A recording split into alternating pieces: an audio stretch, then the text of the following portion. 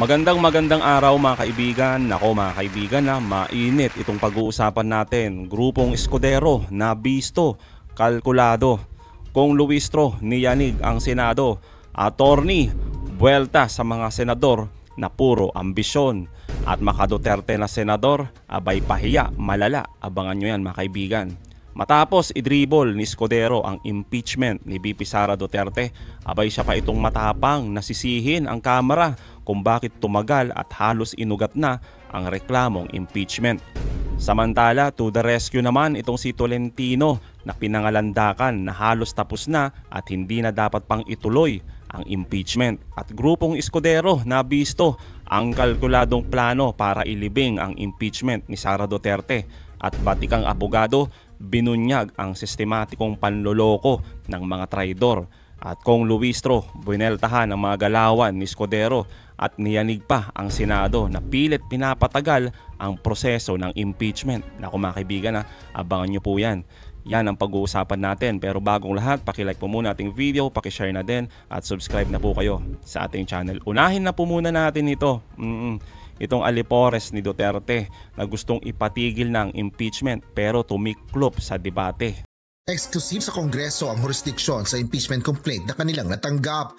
Ito ang binigyan diin ni Senate Majority Leader Francis Tolentino kasabay ito ng anunsyo ng mambabatas na higit 100 araw na ang lumipas mula nang matanggap ng Senado ang Articles of Impeachment laban kay Vice President Sara Duterte. Ngunit ani Tolentino, ang paglilitis na dapat ay agad na sinimulan alinsunod sa mandato ng konstitusyon ay sisimulan pa lamang sa June 11 na halos kasabay na ng pagtatapos ng 19th Congress. If we cannot conclude the trial before June 30, 2025, we must recognize this impeachment case is functionally dismissed by constitutional operation and no action can be taken by the 20th Congress on the matter for lack of constitutional authority. Mr. President, kahit anong pilit, hindi maitatawid, lalo na't kung lalabag sa saligang batas. Hindi sumang-ayon dito si Senate Minority Leader Aquilino Coco Pimentel III at iginiit na maaaring ituloy ang impeachment sa 20th Congress. Aniya, katulad lang ito ng mga kaso sa ordinaryong korte na nagpapatuloy kahit magpalit ang mga miyembro. Umabot pa sa debate ang dalawang senador sa plenaryo. Meron po ba nakalagay sa konstitusyon, sa Saligang Batas ng Pilipinas, 1935, 1973, 1987 na carry over? Wala talaga rin nakasulat doon that it cannot cross over. So, in effect, let us say textually, both positions are not even mentioned or entertained in the Constitution. Congress shall also issue the rules to give life to the accountability of public officers. Kaya ang aking stand actually is the Senate as an institution is the impeachment court. So the member judges can change, but just like as a division of the Supreme Court, division of the Sandigan Bayan and the CA, if they change their members, yung docket nila or caseload nila, tuloy pa rin. They have to decide the cases and bring the cases to their logical conclusion.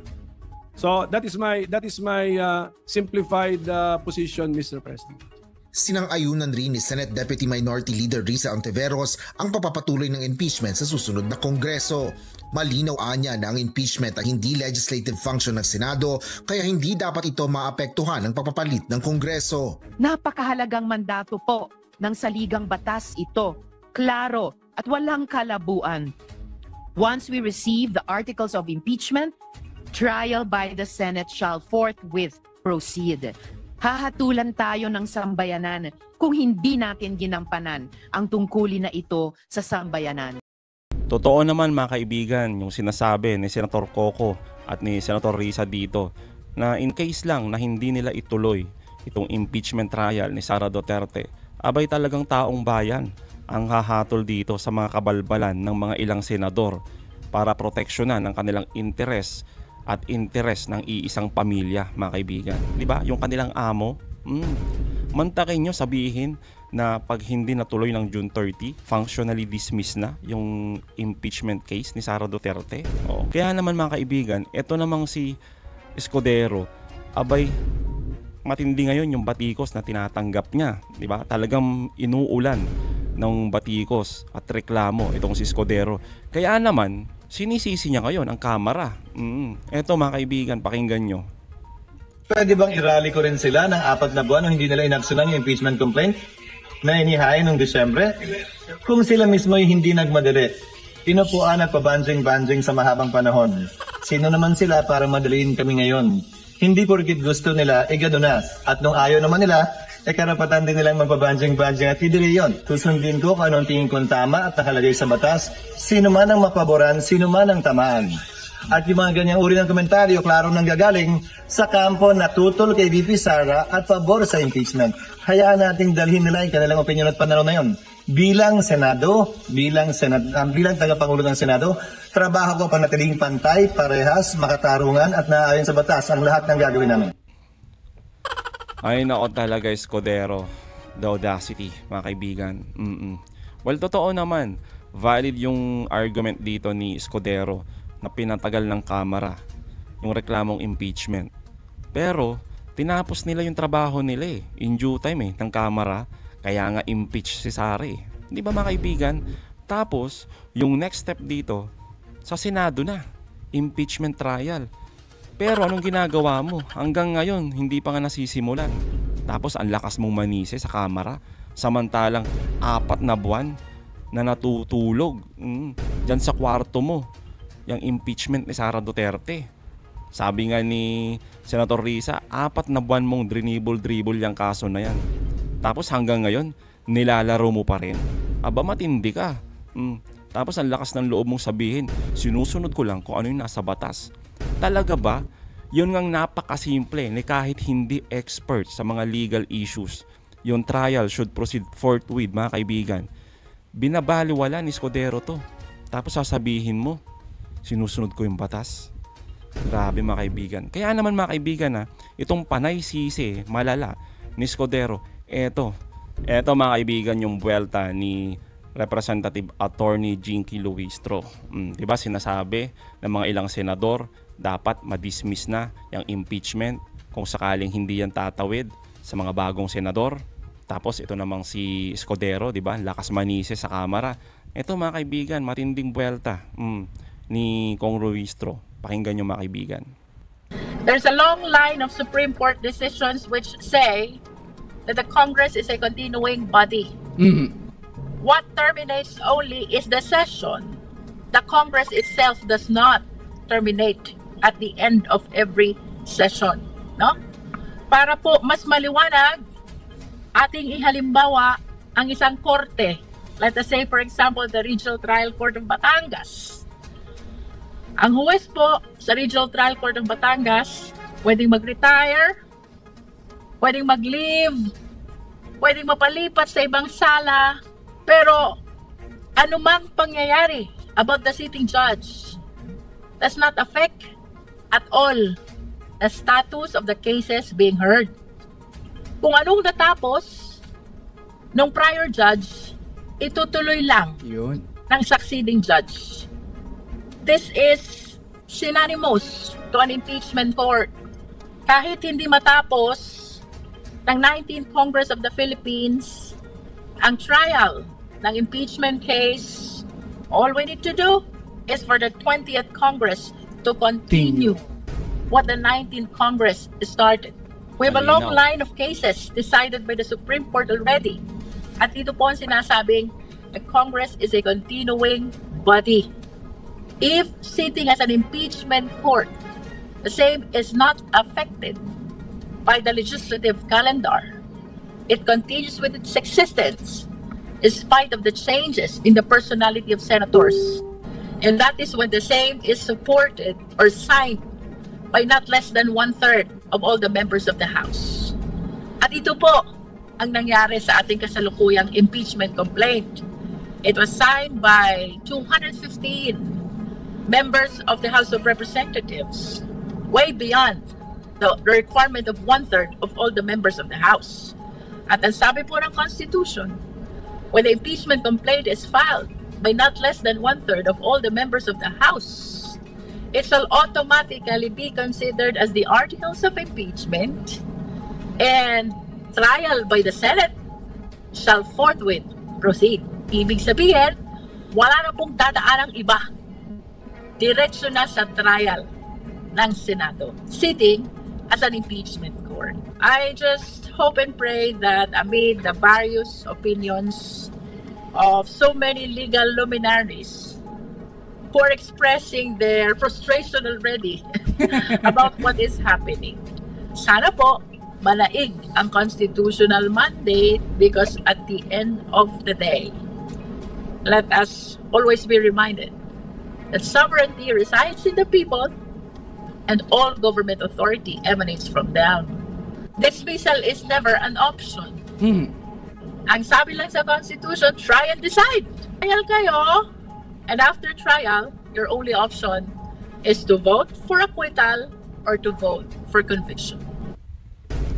Ayon mga kaibigan, malinaw. Talagang nasagot na yung mga pinagsasabi at gustong idebate pa ni Tolentino. Di ba? Sabi ni Tolentino mga kaibigan, pag hindi natapos ng June 30 itong impeachment trial, itong kaso ni Sara Duterte, ay dapat is functionally dismissed na. Pero eto mga kaibigan, sinagot na ni Kong Luistro dito, kailangan magtuloy-tuloy. Yung mga ganyang option, hindi option yung i-dismiss ang kaso ni Sara Duterte. Wala yan sa option ng impeachment.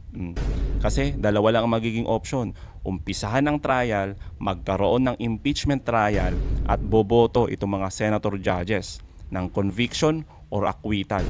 Yun lang mga kaibigan. This is how you apply the law. The law on statutory construction. Ibig sabihin, paano mo ba interpret ang batas? When the law is clear, you should immediately apply it. Kahit sa dictionary mo tingnan yung forthwith, it means immediate. No?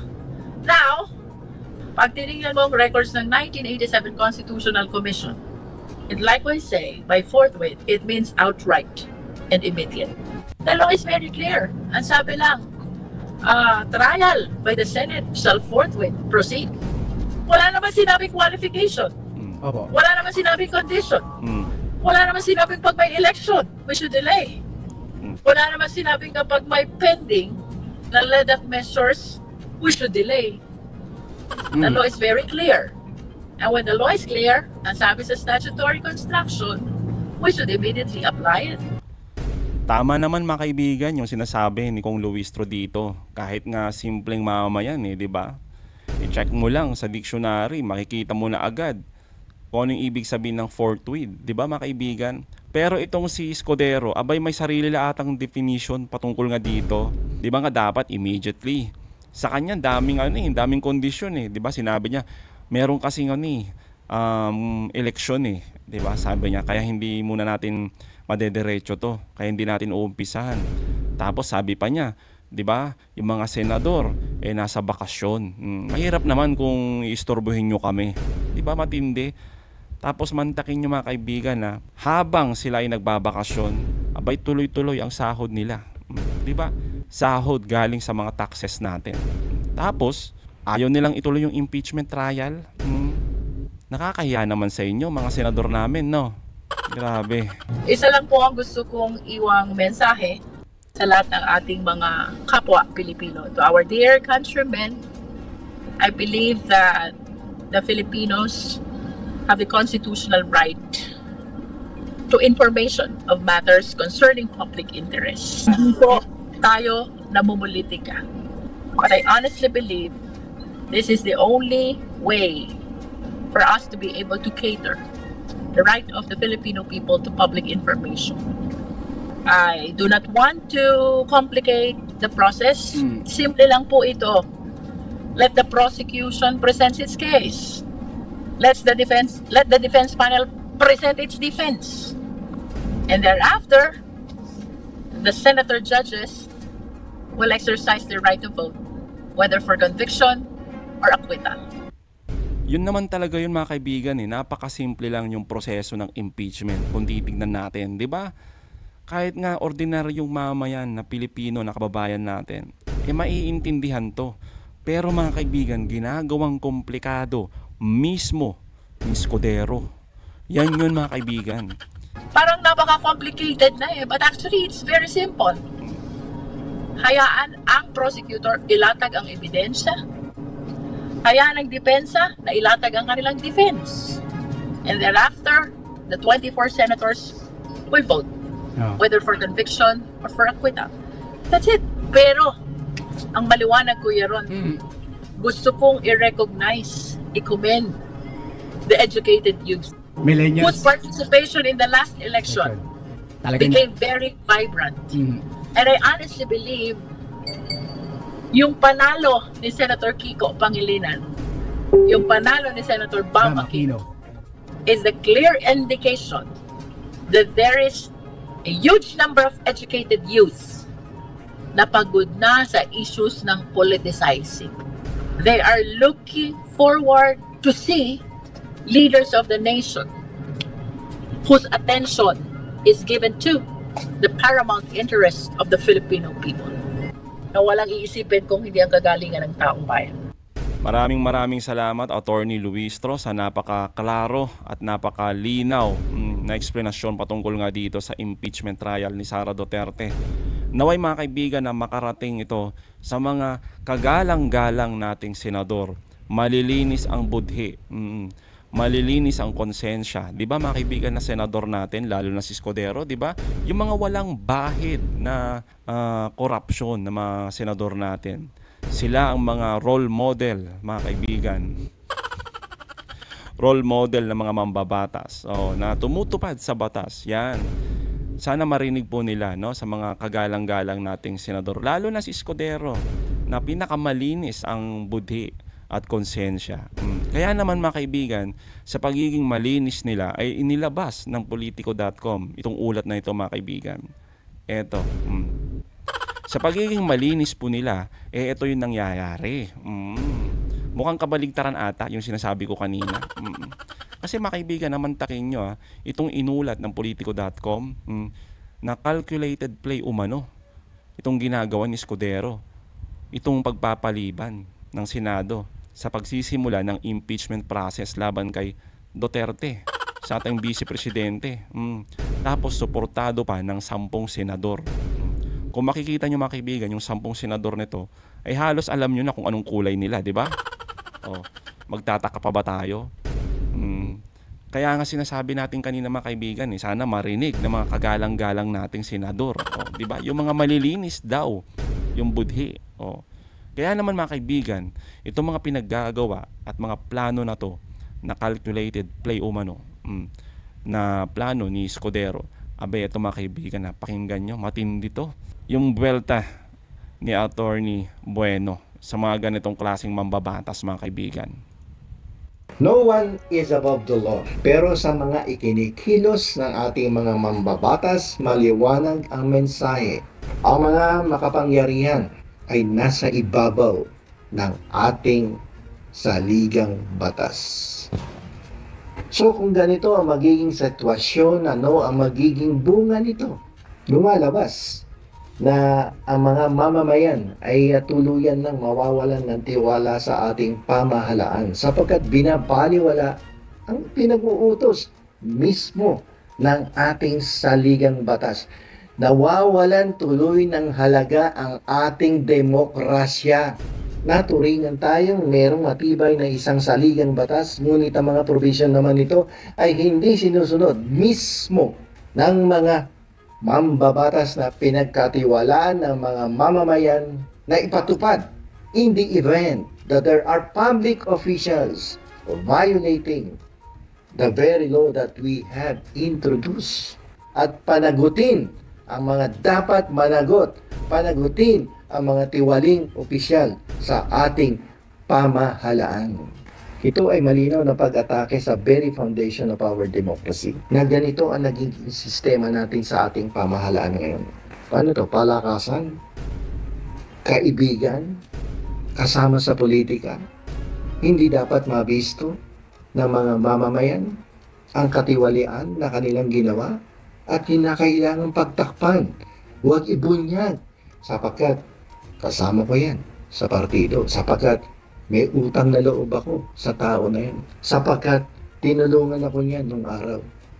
So hindi dapat mabunyag ang kabalustagan ng isang public official na nasasakdal sa isang impeachment. Actually, hindi po ito isang simpleng pagkakaantala eh. Ito po ay isang sistematikong pagtatangka na pagtakpan ang isang katiwalian at pagsuway sa pinag-uutos ng ating saligang batas at pagbabaliwala sa karapatan ng bawat mamamayang Pilipino para makamit ang isang hustisya. Saan ka naman nakakita na ang isang institusyon na isang mataas na kapulungan na pinagkatiwalaan ang siya mismo magiging instrumento upang hadlangan ang pag-usad ng isang paglilitis laban sa isang mataas na opisyal na malinaw sang-ayon sa House of Representatives na mayroong mga ebidensyang hindi ginamit ng tama ang pera ng sambayanang Pilipino. Di ba mga kaibigan, halos tugma yung report ng Politico.com na itong ginagawa ni Escudero ay calculated play, na gusto nilang ilibing yung impeachment trial ni Sara Duterte. Pero sabi ni Escudero ay wala daw ganun na plano at wala daw siyang grupo na tinatawag na Escudero 11. Wala daw ganun. Pero kung mapapansin nyo mga kaibigan, itong sabi ni Attorney Bueno ay ito ay isang sistematikong pagtatangka para patayin or ilibing yung impeachment trial. At syempre, isa itong panloloko sa very foundation ng ating demokrasya, kung saan mismo ito pang mga senador ang unang nagiging pasaway at ayaw sundin kung ano man yung mga nakasulat sa Senate rules at kung ano ang nakasulat sa Constitution natin. Kaya naman mga kaibigan, bago tayo magtapos dito, gusto ko na ipakita sa inyo ito mga kaibigan, itong matinding buwelta ni dating Senador Drilon kay Escudero. Ambisyong politikal, kalimutan mo muna. Yan naman talaga mga kaibigan, di ba? Yan naman talaga yung nakikita nating dahilan kung bakit pinapatagal ni Escudero ito. Gusto niya pang manatili sa pwesto bilang Senate President.